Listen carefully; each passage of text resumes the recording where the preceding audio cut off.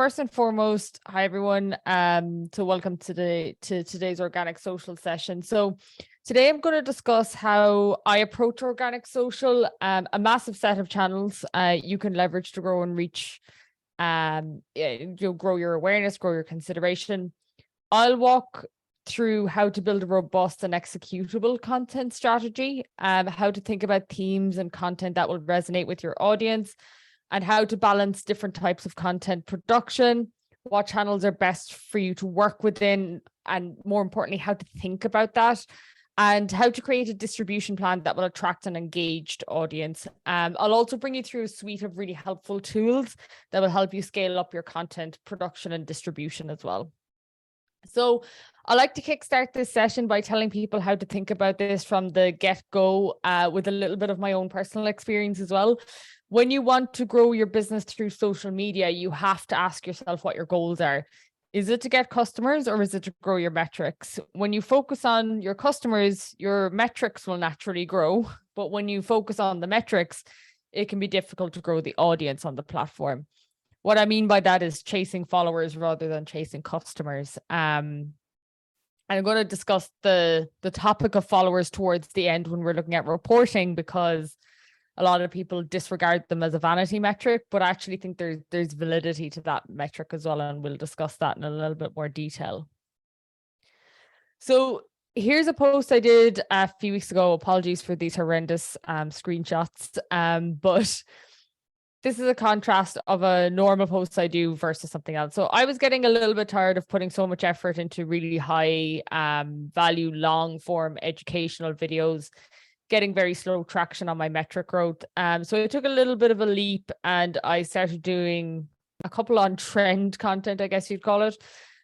So on the left is a 30-second video where I eat a donut and joke about Google ad reps. It got more than 500 likes, which is pretty decent for LinkedIn. It also got 0 leads, which is right about right. On the right, I have a video talking about how to target Facebook groups through the Facebook Ads Manager. There's a little workaround to do it. 13 likes, but 2 leads came in off the back of it in the form of chatting privately with me about it and discussing how maybe I could help them with it. So which of these is more valuable to me? Potentially it's a mixture of both, because I understand that one, to grow my audience is probably best done on the tactic on the left. Yes, I can start bringing more people in so that they'll start seeing the other content. But potentially I have to just balance this. So one, to grow my audience, maybe one, to grow my leads. But you have to be thinking about this. What actually matters to you, especially early on? Small numbers don't mean no customers is the moral of what I'm trying to get across here. If I keep doing option A, I may never get any customers. But if I keep going with option B, I might stagnate my reach. So these are things you'll have to consider over time as well. This is pretty much how everyone feels about social media right now. Over on Instagram, we have the algorithm moving more towards that reels, away from posts. This isn't, of course, the first time that Instagram has ripped features off. Remember, stories was also first featured on Snapchat. Elon Musk has taken over Twitter, making the channel algorithmically change as well. So now verified users are going to be prioritized in the feed. They'll be prioritized in the replies. So now it's a blend of your content merit and whether you've paid for that verification or not. LinkedIn has been adding and pulling features like there's no tomorrow. They tried a story stint and pulled it, and now they're testing this audio feature. Then Facebook business pages have long been the bottom of the pile unless you have a really high engagement strategy. You often only see things like meme pages or news sites pull that off right now. Or you have an audience of a particular demographic, or else you're really putting the work into groups to get it done on Facebook. So there's a huge amount of change that's happened over the last 3 or 4 or 5 years. And my worry all the time is when there's change, there's a lot of bad advice that comes with that change as well. So this is true of any channel, but shallow advice is rife when it comes to social media. Advice like these examples here are never going to do you any good unless they are based solely on a foundation of proven social media marketing principles. So I'm going to take some time to share with you some of those core principles, tactics, tips, and ideas, as well as a suite of helpful tools and productivity tips. Because let's face it, one of the most critical and difficult things with social media is the time to create, produce, edit, and distribute content from ideation to execution. Nobody sees the behind the scenes of the amount of hours that goes into content production. And I know firsthand how difficult it is. I I always get my hands dirty with content production. It's actually just something I enjoy outside of the paid advertising side of things. And I can tell you firsthand, it can be a long-winded process.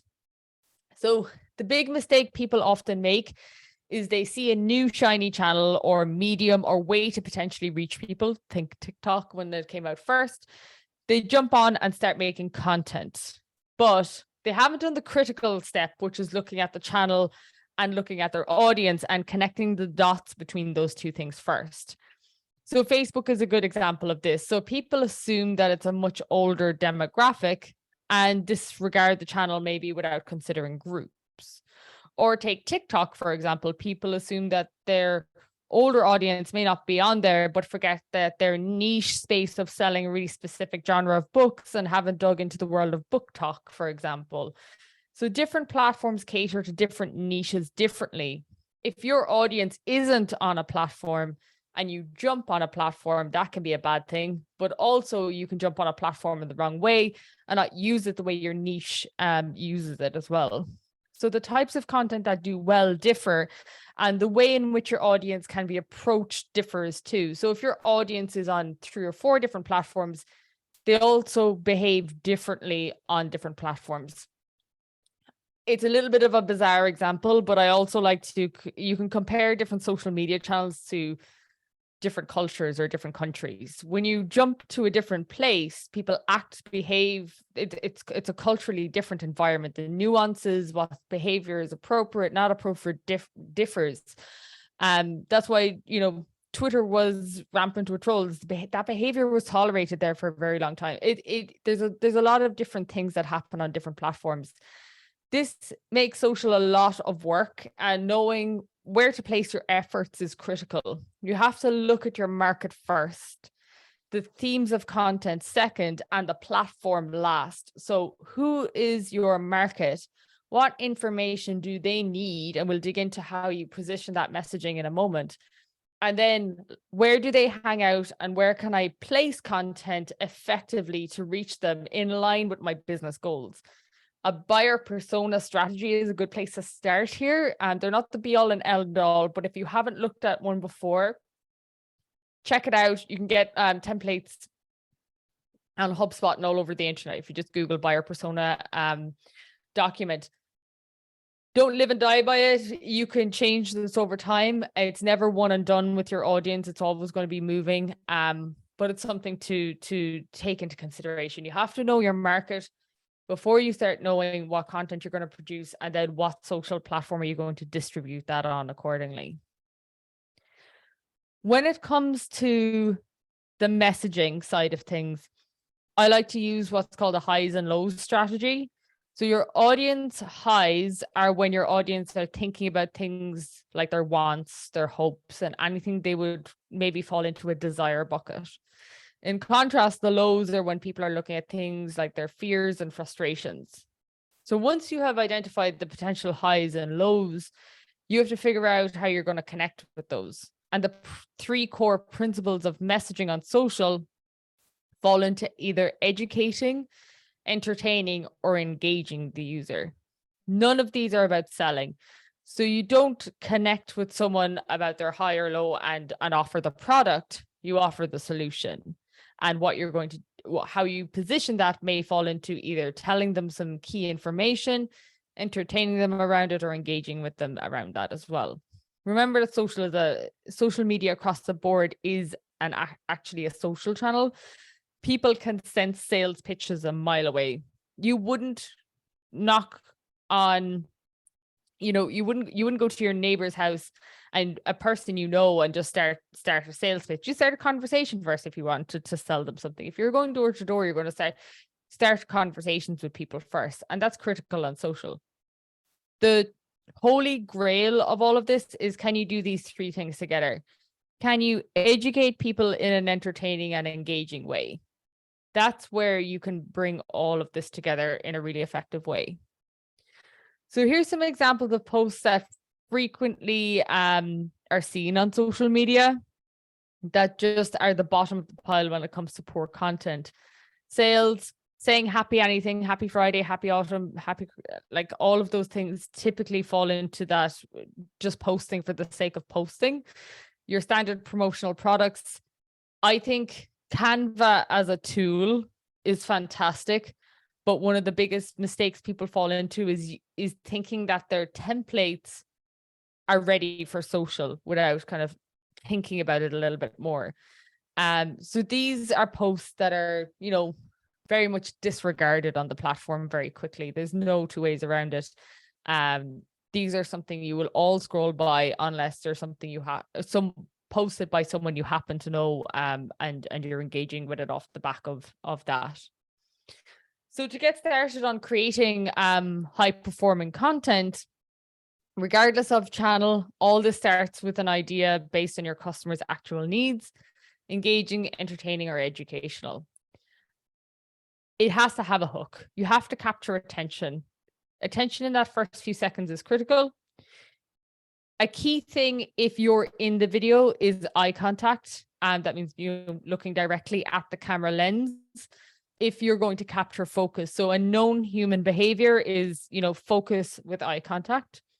The second thing that also is proven to capture focus is multiple cuts. A lot of people feel like they're a little bit jerky when you do this, but a nice little way to do it is, especially if you're filming yourself, let's say you talk for 15 seconds. At the end of each sentence, use a split feature, and I'll show you this in a moment in a video editing tool. You can use a split feature, split it at the end of each sentence, and just do a slight zoom and slight zoom out in each one of them. That popping in and out is enough to capture focus. That moment of movement, you'll see it when you go to Instagram. If you're scrolling through, if you see any person talking and they're moving like that, you'll see it a lot on YouTube as well. It's a known method for that. You have to map the relevant format required to the platform as well. So if it's reels, their audio trending in your space to lean into the algorithm and things like that as well is really important. You have to put a lot of thought into the caption. So reflecting back on Darren's session that's just been done on SEO, search is coming to the social platforms in a bigger way than people expected as well. Search on TikTok has been rampant and reported quite widely, especially amongst the younger generation, Gen Z. They're using the search feature. Thought in your caption is going to be critical for that in time as well.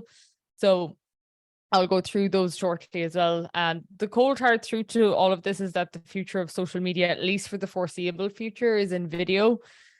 You can get away with some other formats dependent on the platform. So written on Twitter, image on Facebook group. You might still be working well with articles on LinkedIn. But algorithms across social platforms are putting video first. And if you don't lean in, especially on some platforms, you do run the risk of being left behind on those platforms as well. So it's critical to start leaning into it. And when I go through the different tools that I have, it's actually a lot easier than you'd expect. And there's a lot of different options if you actually don't want to get in camera and things like that as well, that we will dig into. Content, as we're about to learn, takes a lot of time and effort. So as a marketer, I'm always quick to download a new app or try a new feature. But unless it's become a priority in the algorithm or my audience jumps on that feature bandwagon, I tend to avoid using it for a little while. So even though I'm an early adopter, often I'm not. The reason is that often new features are cut. And I know that until my audience takes the time to actually pick up and use that feature or app, it's a lost cause for me. People panic to use the newest feature or app rapidly, but there's a production and time cost to it as well. So let's use TikTok as an example. if you use TikTok, if you started using TikTok on day one before your audience was on it, you'd be pushing content to no one that it would resonate with. The algorithm would start picking up on this issue that people were disregarding the content. You're going to start getting deprioritized in the feed. The feedback loop spirals, and by the time your audience arrives, you're deflated. Your ad account is on your not your ad account, your organic account is on the back foot. So that's why your audience first approach comes back in here and is critical. So this is a screenshot here of LinkedIn stories, very short-lived stories feature on LinkedIn, and Twitter fleets, I believe they call their story feature. Twitter's had some interesting changes before Elon Musk stepped in as well, you know, the audio community features and things like that. Were really, really interesting. It'll be interesting to see what more features come to Twitter in the next while as well, because there's a lot of movement happening on that platform at the moment as well. So this is a typical content calendar that is easily downloadable online. I personally dislike these calendars. The reason I'm showing you this is because it's often one that we will actually use with clients. I'm not going to deny that we don't use them and find merit in them. The reason we like using them for clients is because we can show them in a really visual way the mapping of what's happening. But when I use this for myself, I find it really difficult to use. The reason being is that I find when I use a calendar or a spreadsheet like this, it tends to go to the wayside pretty quickly. I prefer mapping content in a different way, and I'll go through that in a second. But if I sit down with a spreadsheet like this, I find that I start thinking about what content I want to produce rather than my audience first. So it starts to skew my train of thought a little bit. Some people will find these great. And if you want a copy of this template, we'll send it on to you afterwards as well, if you want to mirror the process. But I prefer a different way of doing this. My concern with content calendars is that they put the idea of volume, content, and channel first rather than value and your customer and your content themes. So when you open a spreadsheet like this, you're instantly met with all the different blocks to be filled in, and social media isn't blocks to be filled in. It's a much deeper process that you have to go through to connect with your customers there as well. This is the model I prefer to use. It is a pyramid theme model. This allows me to do multiple content forms in one go with my content theme. So this is how it works. Firstly, I decide what my theme of my content is going to be around this week. So I try to do this frequently. So let's say I decide that I'm going to dig in first to a consumer low. Their Google ads are too expensive. So a customer doesn't feel great when their ads are too expensive.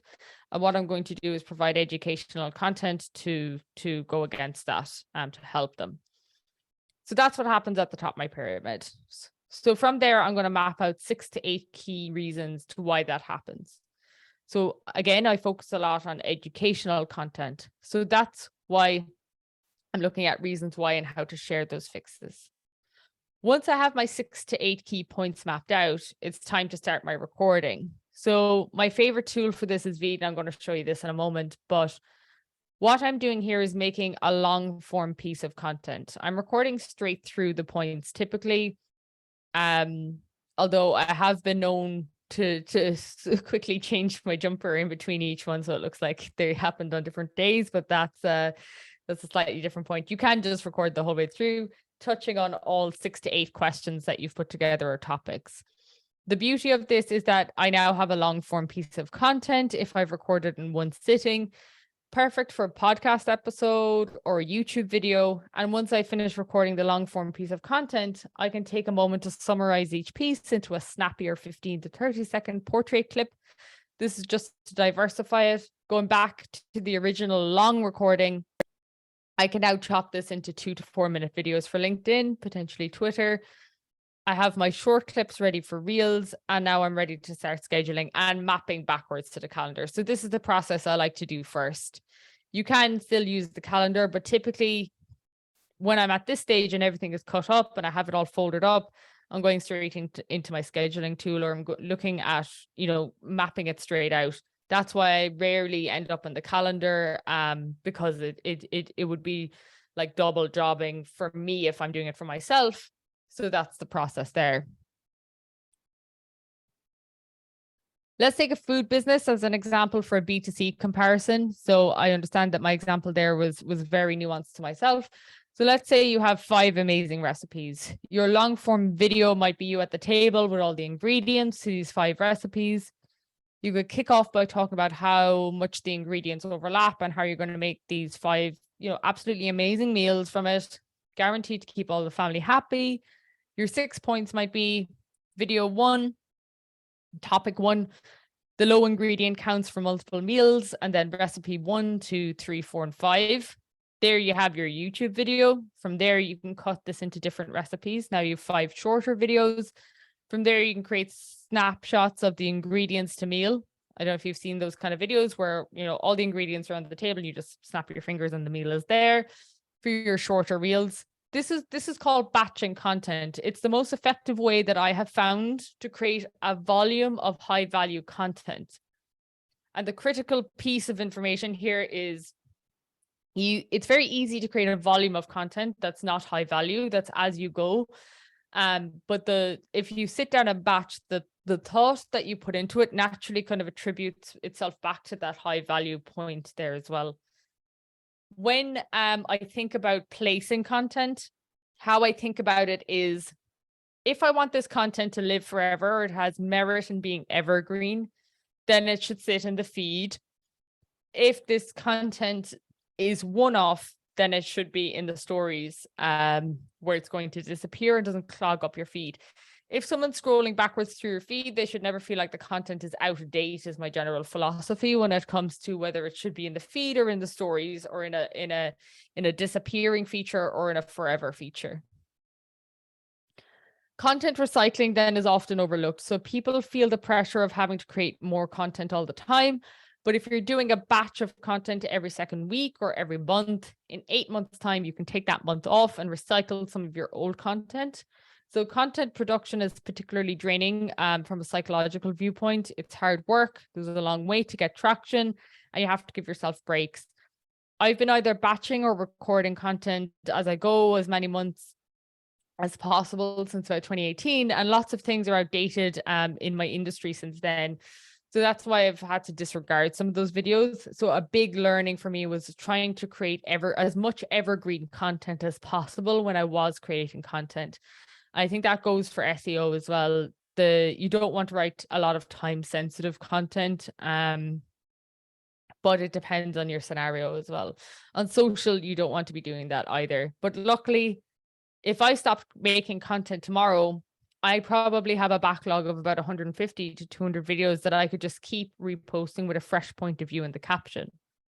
Consistency is key, and content recycling is your friend, because people don't have memory to remember that one video they saw of you 6 months ago, or they may not have seen it at all, especially if you've grown your audience in that time as well. So content recycling should be part of your strategy here as well. It is impossible to be all things to all people. It's impossible to nail all of the different social platforms on your own. There's social platforms that I've worked on with people where they had, 2 full-time people internally managing the accounts. When you're doing your customer mapping work, you have to think about the platforms carefully, because each of them have slightly different weights in terms of time, effort, and customer behavior. Someone might be very likely to buy on Facebook and not so much on Twitter, for example. So you have to ask yourself why you're spending your time on a platform you've chosen to reach customers. Is it awareness? Is it consideration? Is it business growth? Is one having a knock-on effect on the other? Like my example early on in the session where, I could see where I could get more growth, but I could also see where I'm actually going to get my leads, so I can get that blend. Are ads going to are your ads doing really great on Instagram, for example? So now it makes sense to ramp up your organic presence there too. There's a ton of factors to consider. And once you have decided on the few that you're going to focus on to grow, you're going to need to dig in deep into that platform in terms of making sure that your profiles and so are set up correctly. So if you're going to lean into Instagram, you're going to want to make sure that your bio is right, that you have your link set up right, that your profile picture is either a picture of you or of your logo. It stands out. It is clear. You got to make sure that everything is set up right. There's plenty of resources out there that are going to give you step-by-step guides for that, but I would urge you to think about the channel side of things first. Once you have that piece of the puzzle done, you're going to start researching high-performing accounts that are similar to you on those channels, that you investigate what types of content your audience is resonating with on the platform, that you're looking at the nuances. So like trending audio is a huge piece of TikTok, or trending topics on Twitter is a huge piece of Twitter. That might be part of your strategy once off here and there as well. So for example, if you join Twitter tomorrow for the first time and you just start tweeting, your tweets are probably going to feel a little bit bizarre until you kind of get a feel for what people tweet about in your industry. Same with TikTok. If you jumped on and made a video and it was really long and made no sense, it doesn't fit to the platform and it feels out of place. You have to understand the platform before you can start using the platform as well. All of these things are part of your process as well in terms of really diving in on a platform. So the next thing I'm going to dig into here is some tools. So I'm just going to stop sharing for a second while I switch screens to show you these other elements. Perfect. So there's a lot of tools here, as you can see. So the first one here is Veed, and I really, really like Veed. Veed will allow you to just record your session, or if you recorded it, you can upload your file. So you see an option here to upload a video if you wanted to. But I'm going to show you the recording feature here because it's pretty nice. So I can click on record here and I can select a layout. So am I just going to use my camera, just audio, just my screen and my camera, slides, or just my slides? So in this instance, I'm just going to click on camera. And as you can see here, I'm going to pop up. I can connect my, I have a webcam set up here. And as you can see, I have my mic set up here. So all of this equipment is feeding straight into the platform. I can share my screen if I want. I can share some slides if I want. I can change the size of this as well, depending on what platform I want to move into. So let's say an Instagram post is square. I'm going to make a TikTok now in this instance that I just have to move back a bit, but you'd have to play with the sizing of this a little bit. You can also change the theme on this. So if you want to make things a little bit snazzier, you can move things around like this as well. So maybe I'm going to share my screen and have a little bit of this going on. I can, change my background and all of this. So then you can just hit record and it'll give you a little countdown feature. And now it's recording. So I'm just going to let it record for 5 or 6 seconds and stop it. And you can see you can add another section, or you can just add this to your project and you can just keep going. And as you can see over here now on the left, I can just get this subtitled up automatically. It'll just generate my subtitles for me. I can do the little split thing that I was talking about just there. So I can split the video. Let's split it in 2 sections here just to show you briefly. And I can slightly zoom in on one. Now you can see that my scribble feature here is a bit much, so I'm going to take that out.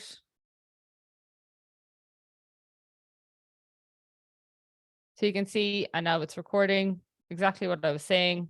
It'll come up along the bottom there. If I press play, it'll just start going out loud, so I won't do that for now.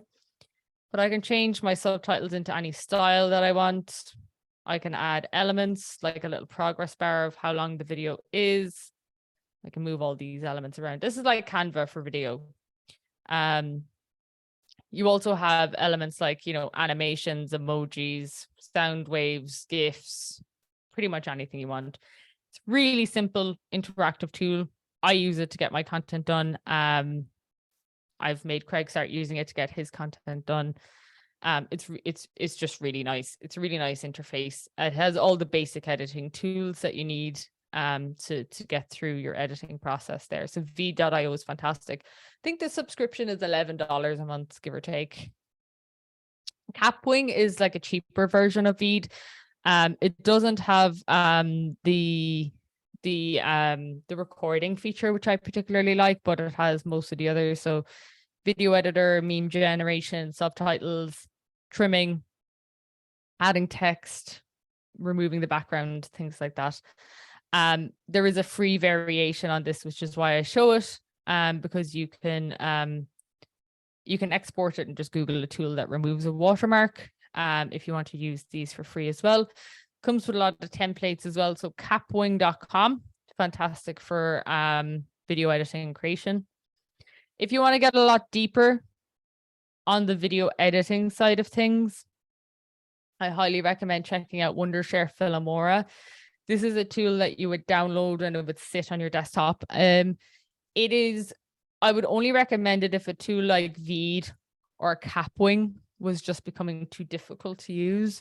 Or sorry, not too difficult to use, but say there's a feature that you just can't do in here, like you wanted a certain fading effect, or you needed some sort of effect that you couldn't get done in here, then the next step up would be Wondershare Filmora. And from there, I would be looking at the much deeper tools then, like your Premiere Pro, DaVinci Resolve, and things like that, if you wanted to take that a whole step further. But yeah, these are the three I would get started with. Veed also has this this nice filter and transition feature as well, so you can change your color and contrast and color grading on the videos as you need as well, and you can transition in and out of things. So it looks very basic, but actually all of the the key pieces to your puzzle are in here, and it's very, very easy to use. Capwing also very similar. When it comes to editing on your mobile or on your device or on your cell phone, CapCut and Splice, and these two tools here are what I primarily use. I like CapCut because it is regularly used in trending content on Instagram and TikTok. It's regularly used to get the cuts right to audio. It has some really nice features. It is, I would say it's an advanced tool that has very nice user experience and makes things easy once you have the app. So if you're on the go, CapCut is the best app. But I accidentally subscribed to a year's subscription of Splice, so I'm actually using Splice at the moment, and it's quite nice. It doesn't have everything CapCut does, but I find it intuitive. I find it nice. I think it's a good application to test out. If you're not a fan of CapCut, I would say that Splice is the next best thing to check out.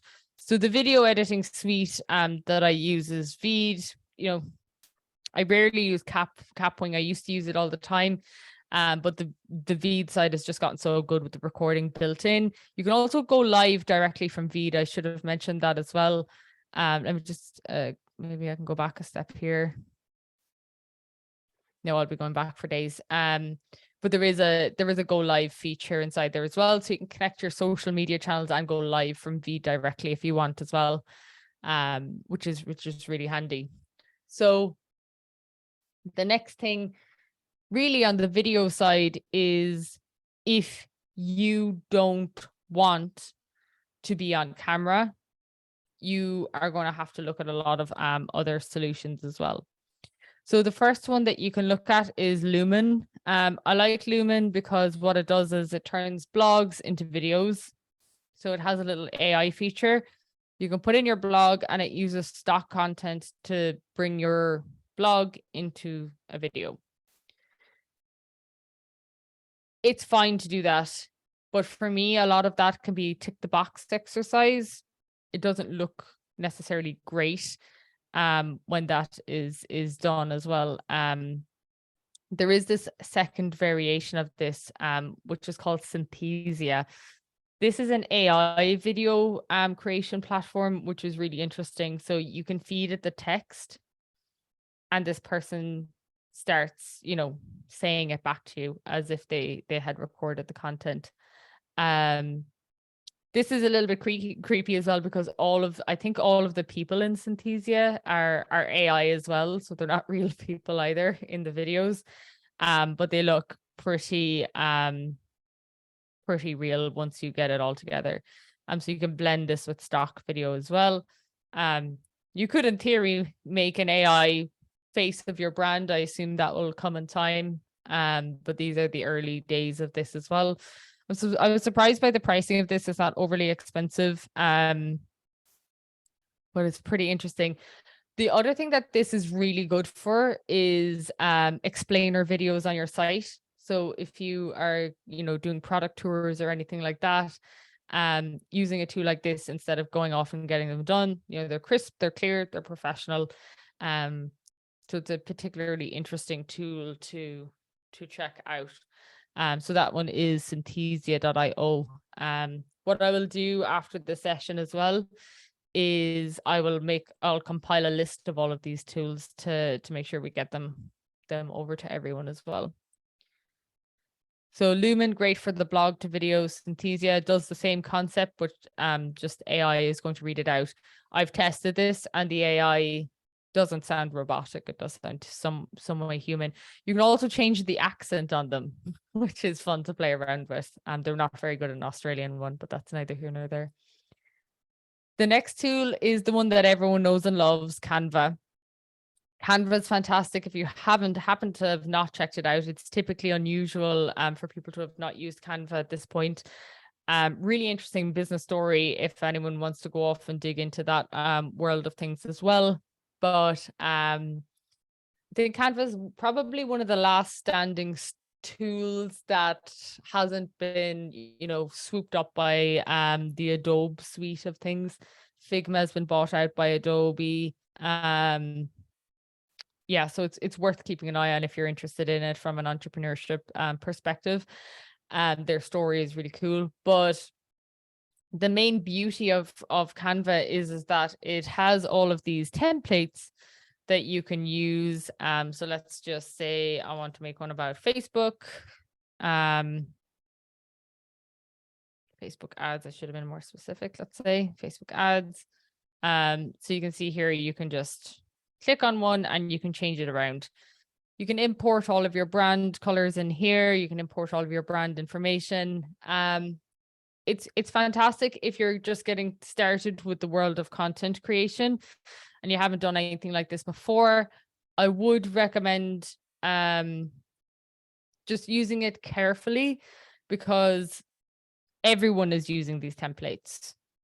And they're all examples similar to the one I showed earlier, which is just not the best content.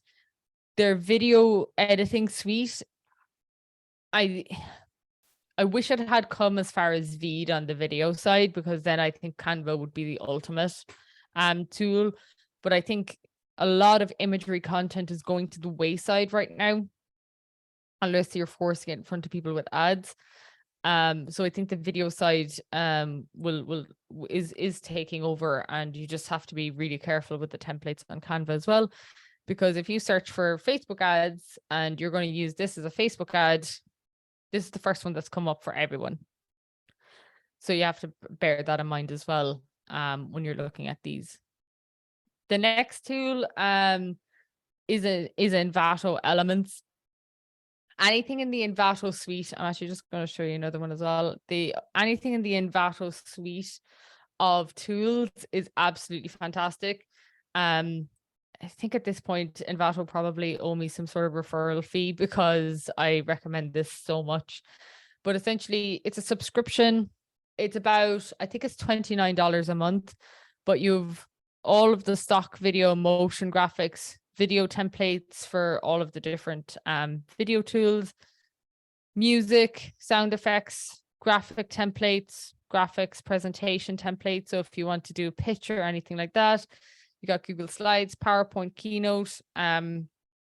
You've got a full photo stock bank, photos, or sorry, not photos, fonts. These are all custom fonts, add-ons. So if you're using anything in the Adobe suite, you can use, the palettes, layers, brushes, actions, presets. But what's really interesting is that they have a ton of email templates that you can import straight into your email side of things, landing page templates, website templates, but also full WordPress templates, Shopify templates. So if you're building an online store, you can just take your subscription allows you to download an unlimited amount of anything you need from this. So from an agency perspective, this works really well. So I've built entire experiences off of this from, someone's website right through to their ads. It's a really, really nice infrastructure. So if you search for anything, let me just go to all items. Let's just use Christmas as an example. You can see you have all of your stock photos, stock videos, music, graphics, templates, 3D graphics. So if you're doing some Photoshop, sound effects, fonts, Christmas fonts, add-ons, your presentation templates, web templates, WordPress sites, CMSs, everything you could possibly need is in here. And then you can see that there's actually tens of thousands of everything in here as well. So if I wanted a Christmas video, there's like 78 odd thousand to choose from. So Envato Elements is like, if you just want everything stock in one place, you're going to find it here. The other thing that they have really nice for social media is if I look for Instagram, for example, and go to graphic templates, let me just search for Instagram here again. It has tons of pre-made, I guess you'd call them themes. So you can look at this from video templates or graphic templates. Excuse me. Depending on your preference of what you're looking for. But let's just take this one, for example. So you can have all your posts with this kind of feel. You can just bank all of these in one go as well. So you can download thematic sets. So like my next 30, my next 40, my next 60 posts, you can pull them all in a theme from here so that they all look and feel the same. Or you could pull a set and just align them to your branding. I always kind of like the Instagram story ones, particularly for advertising, because they look really slick in the adverts. Sometimes they're a little bit too flash for the organic side. But there's certainly a lot you can get out of Envato Elements. You can see here, place it by Envato. Envato has a suite of tools. I'm just going to show you these two, but I'd recommend going off and checking out everything that they do because there's tons. But you can also do videos very easily with this as well. Let me just show you here. So essentially they have all of these little templates and you can just put in your information and export it out. Again, all of these kind of stock side of things are never going to be the perfect solution. You're never going to get as much as you want out of them, and you're never really going to grow as much as you want.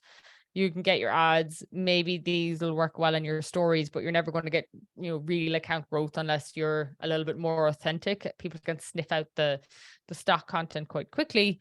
But if you're in the apparel space, what's interesting about this is that if you can put your, different types of clothing, different pieces of content across it. So, you could, I've done this before with drop shipping, where, you can get all of your photos ready to go without even having to order the product for yourself and things like that. So there's tons of things you can do here. Print on demand, logos, videos, gaming, all of that, and place it. If you're looking for free, so Envato Elements is paid, but unsplash.com, if you're looking for free photos, tons of those in there. You can search for what you need and you can use that copyright free. Really, really handy tool. And then Pexels is where you can find the best of the free stock video and stock content should always kind of be intertwined with your own content from the point of view of, just making it just that little bit more authentic. I would use it as what's called B-roll. more than using it as your core. So B-roll is that when something pops in as a secondary layer to the video, it's not the focus of the video. It can be helpful from that perspective more than anything else. The next thing I want to show you here is for anyone who experiences a little bit of writer's block. So this is Jasper.ai, and it is a artificial intelligence writing tool. So this is the social post option. So let's just say my post is about the Facebook pixel. I'll test it. I'm gonna, let's go with witty. And you can decide what your input language is. Oh, why is it not working for me here now? So you can put all the information in, and it essentially it spits out captions for you. They're never perfect. You can use this tool for 101 different things. You can use it for writing blogs and things like that as well. It is a particularly interesting tool because it helps a lot with writing, but it just takes time to get used to. There's other ones out there as well, like Copy AI, markcopy.ai as well. They're good. They're not great. They need the human touch still, so I'd recommend that. Lose the Very is another one for the captions. So I find an awful lot of the time people will say things like, I'm very happy, very excited, very excited to announce. But if you pop the word you're about to use next to the word very in here, it'll give you a nicer word to use. So if it's very happy, you can see I'm delighted. You can go, sorry, that was meant to say it's happy. So you can refresh it. I'm overjoyed, delighted. It'll keep going through different potential words. It's just a nice way to spruce up your copy and your ad copy as well. When it comes to YouTube, YouTube and SEO are very much linked. YouTube is owned by Google. There's a lot of SEO features that go in there. So TubeBuddy is a nice one to check out in terms of research, publishing, optimizing, promoting your content there on that side of things as well. In particular, the keyword research side of things is important on the Google side, or sorry, on the YouTube side as well. And looking for what content is ranking on YouTube could be a particularly good part of your research strategy there as well, in terms of your full content production, especially if you're looking at that kind of pyramid approach that I was looking at earlier, that you can look at it from the top down there as well. The next thing is ads.tiktok.com/business/creative center, the inspiration and popular music section. So you can come here to find out what's trending in your country, what's popular, what's breakout. Breakout is up and coming. Popular is what's already ranking. You can look over the last, yesterday, last 30 days, 120 days. You can log in and get a lot more information here as well. You can use this drop down to, pick any country in the world. It'll re-optimize itself for it. This is really helpful for a multitude of reasons. First of all, TikTok and Reels are intertwined.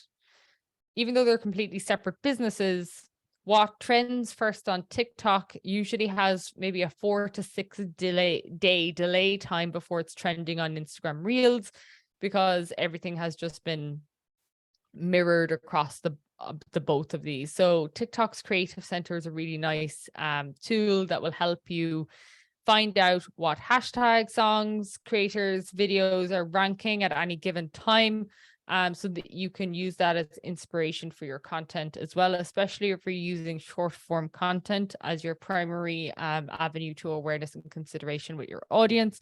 So it's a great way to just dig in on that there as well. So there is no Instagram variation of this right now as such. But that doesn't matter, because you're just looking at it. You're looking at it You're actually looking into a crystal ball almost when you're looking at TikTok, because it's just going to happen on Instagram in a few days is typically how things pan out.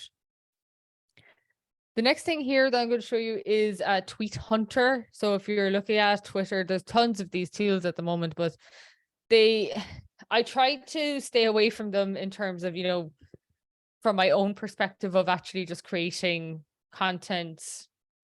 I know I just have notions of like the potential merit behind a lot of these, but this is a tool where you can go in, get inspiration, you can put in your topic, it'll show you the top ranking tweets for that topic in any given day, but it also has this additional AI layer where, say, for example, I can click on a tweet like this one, click the little AI option, and it'll say, okay, AI will write an alternative tweet while trying to stay on the same topic as this tweet, and you can tell it how conservative or wild to be.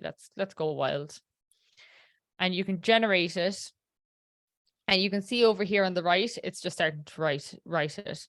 So marketing careers are only successful when you focus on value first and only then look where to improve. I can add to it, I can delete bits, I can edit this, and then I can add it to my tweet queue. AI is always going to be generic. I'd always put a personal touch to it because it still needs a human element. I'm sure that soon enough it's going to be able to get a little bit deeper in terms of how it's, I'm sure at some point there's going to be AI where you can kind of build your personality into it and in asking questions, and it'll be much better at spitting back this content, but right now it's not. So you do have to put your human touch to it as well, to get the most out of these kinds of platforms. But they're really interesting in terms of what they can do in terms of artificially creating that content. It will even create artificial threads for you. Artificial intelligence will create the threads for you. You can use this collaboration tool as well, which is pretty interesting if you're looking to work with other people. There's a tweet library in here as well, so you can look at evergreen content that is always doing well. You can look at staff picks in terms of what they think is the best type of content in here at any given time. You can AI it, and you can just generate, learn how to capture attention before learning how to sell something. Okay, it's very generic marketing advice, but it's true. So you can play with these and you can get a lot out of it. I love these tools for just getting inspired, because like I could take that sentence, learn how to capture attention before learning how to sell something, and I could create a different piece of content around that concept. So I find these really good when I'm having just one of those brain drain days and I don't know what to create.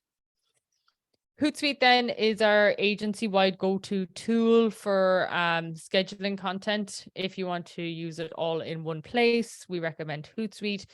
There's a multitude of these out there. We're completely tool agnostic. We just happen to prefer Hootsuite. If you use a different one, there is no necessary diminishing effect of that or issues.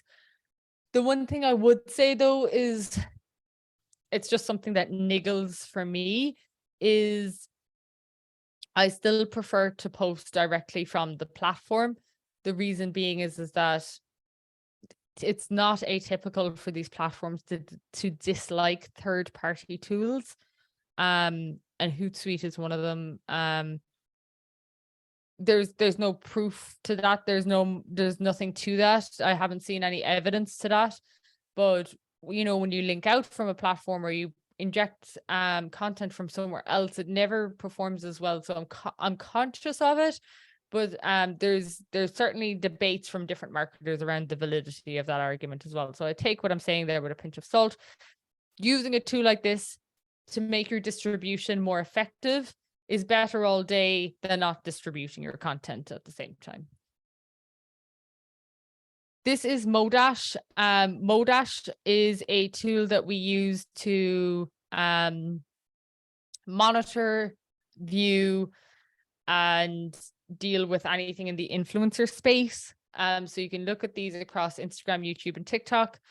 You can either look for influencers, so you can look at their location, their followers, their average real plays, gender, interests, all of that, keywords, hashtags they use, and things like that. And you can get back a list of potential influencers. Two ways you can look at this. If you actually want to work with influencers, you can use this tool to find them and select them. I like to use this tool in a secondary way to try find people to potentially collaborate with from a content perspective. And then the third thing is it actually audits the account while you're at it. So let's just look at Kylie Jenner, because she's a big enough account to definitely have fake followers, even if she hasn't bought them, because it is, sorry, that just went straight to her account rather than selecting her. So you can see over here on the right, I can see that she averages 4.5 million likes per post. She has 372.4 million followers. She's a 1.22% engagement rate. That feels low, but the larger the following, the lower the engagement rate typically. When she does a paid post, she has 9.58% post performance. That's really good. It looks about 27% of those followers are fake or bots in some way, shape, or form. That's kind of normal if you have 372 million followers. She wouldn't have bought 30% of those. Let's be realistic. I'd be more conscious if like it was a influencer who had like 25,000 followers and 35% of them were fake, then I'd be worried. You can see the location by breakdown, city. Most people are in the US that follow her. That makes sense. The gender split is mostly female. That makes sense. You can see that her audience of people who follow her are typically most interested in family, friends, relationship, clothes, shoes, handbags, accessories, toys, children and baby, restaurants, food, grocery, beauty, and cosmetics. That makes complete sense. Popular hashtags that show up around her and her most liked posts. So you could do this as part of your research, as part of what you're going to do in terms of content, or just general influencer strategy there as well. Displaypurposes.com is my favorite hashtag research tool. You can put in your hashtags here and you can put in 2 or 3 and it will generate 30 more for you. So you can get a lot out of that. But what I really like as well is this map feature. So I'm just going to zoom in on Washington. Thank God it came up. I was about to really embarrass myself. So Washington here, you can zoom in and I can see what hashtags are, most used in that area. So you can see here, the Lincoln Memorial, Washington Monument is the most popular here. Over here is just hashtag DC, hashtag A Creative DC, Explore MV, DMV Network, DMV Photographer, Made in DC. So you can see what's happening in the area as well, which is pretty cool. You can also look at this graph feature. So let's say if I started looking at Facebook ads as a hashtag, okay, that's not working. So let's do marketing tips. So I can see what other hashtags end up being used when someone uses that as well. So you can look at this like little spider map effect of hashtags as well, which is pretty interesting. And the last tool that I'm going to show you here, well, there's 2 here. One is this is just a link in bio tool. There's tons of them out there. This is one I happen to have built, linkinbio.ie. It's a free variation of Linktree. If you want to check it out, you can use all the different features there that are usually paid for, so you have all your analytics. And TinyWow is just fantastic for anything you want to do in terms of, converting files, which becomes a hiccup here and there when you're creating content as well. So it's PDF, images, video, files, and all these other options as well, URL trackers, meme makers and things like that. tinywow.com is like a one for all tool, and it's completely free, which is great as well. So I've managed to wrap up most of this here. I just have one last slide that I'm going to jump into here.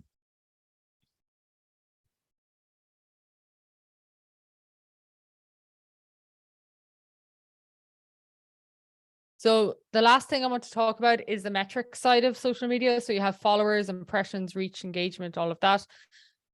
This is an example from Google Data Studio. We use Google Data Studio to report for all of this. I actually just disconnected the data, so that's where you're seeing all of the little wrenches. I just wanted to take out the data for the client's sake here. But you can create dashboards like this using Google Data Studio so that you can bring all of your social platforms into one place and look at all the key metrics that matter to you.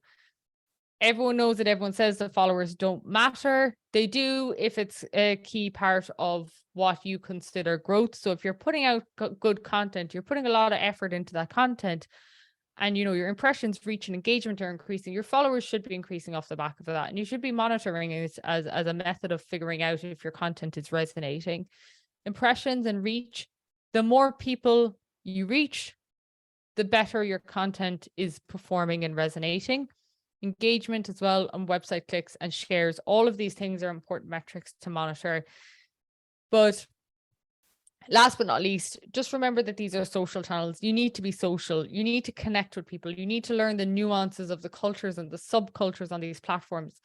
If you think of it back to that point of travel, if you travel to Japan in the morning for business and you give your business card to someone in the Western way, you'd be considered extremely rude. When you dig into a new channel, you have to learn the social culture on that channel too before really digging in. So there's a huge amount to think about with that. I think that's one of the biggest pieces that people kind of miss or lose when they're trying to just dive into a platform and figure out why their content isn't working, but they haven't looked into the social cues and how their audience behaves naturally on that platform as well.